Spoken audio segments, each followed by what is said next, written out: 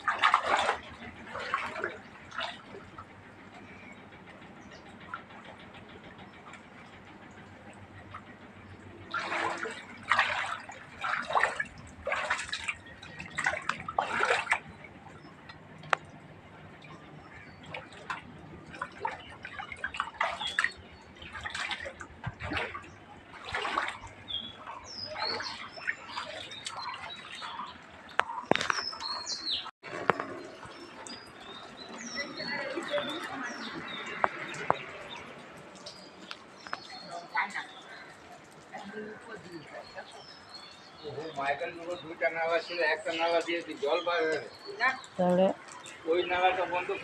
রাত্রি 11:30 থেকে জল, মাত্র 11:30 থেকে।